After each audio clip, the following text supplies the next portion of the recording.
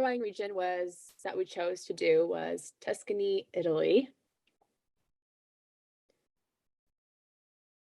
Next slide. So a little bit about the location is that it is most famous wine regions. It is the most famous wine region anywhere in Europe.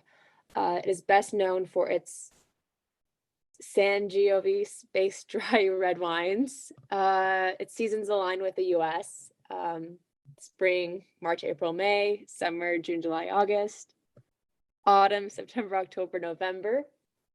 There are more than 157,000 acres of vineyards, 42 denomination of controlled origins, and 11 denomination of controlled and guaranteed origin, which is reserved for only the best Italian wines.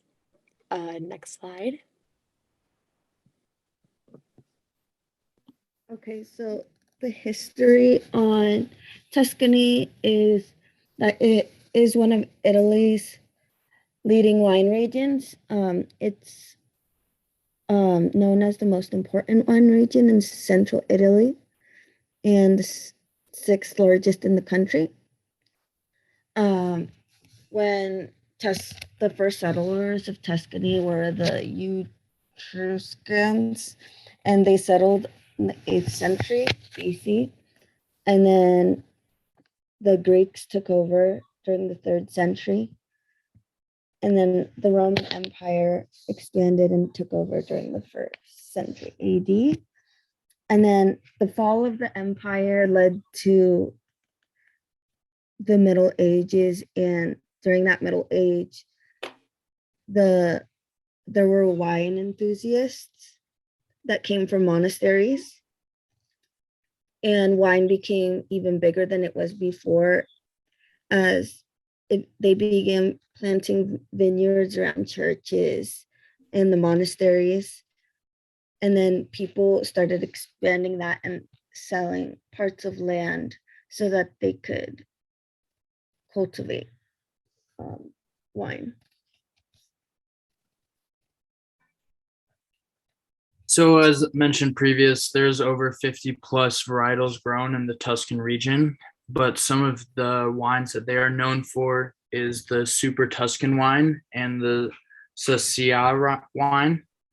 And the Super Tuscan wine is a red wine comprising of non-indigenous grapes, including the Sauvignon, Merlot, and Syrah. And it began in the 1970s. And originally, it was illegal to mix Bordeaux with a Chianti Classico. And the legal system eventually incorporated the IGT, which is a new designation that gave winemakers the license to be more creative. And then after that, the Sassia wine was one of the first Italian reds to be made in the image of Bordeaux. And that started in the 1940s by Marchesi Mario and Cicia della Rochetta, and he moved to the Bulgari region of Tuscany and decided he wanted to make wines more in the style of Bordeaux than with Tuscany's reigning Sauvignon grape. And he planted the Cabernet Franc, and his enologist advised the inclusion of the Cabernet Sauvignon, and the rest is history. So for the soil and weather influences, this climate and soil type in Tuscany creates an ideal growing condition for many different grape varietals. The soil that they have is a sandy clay type, which is ideal for robust structured wines, which are rich in color, which is thanks to the iron that's present in the soil.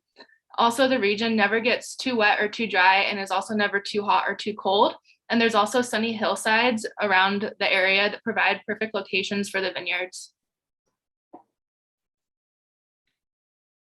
In Tuscany, wine has a big impact on their economy in general because of this DOCG, which is kind of the Italian way of controlling wine quality. They can't have huge yields because the Italian government wants to keep them small just so their quality. So a lot of their wine isn't necessarily sales, but is more tourism. They account for 14.8% of arrivals and 12% of the lodging business within Italy. And because so much of that tourism and travel is a big part of the Italian economy, specifically 39.9%, and 13% of their GDP. This is hugely important to Italy. They still produce quite a bit of wine, 2.2 million hectoliters of wine, which is a lot. For reference, a barrel is just under 100 liters, which is a hectoliter. So they lead in tourism. They might not lead in wine production, but that has a huge impact, not on Tuscany, but on the Italian economy in general as well. Some other interesting facts is that the original wine routes date back to the Etruscans in the 8th century BC. There are currently 11 recognized DOCGs, and to be considered a Chianti Classico, the wines must be 80 to 100% Sangiovese. And then also this list down below is the top 5 wines, which are all also DOCGs.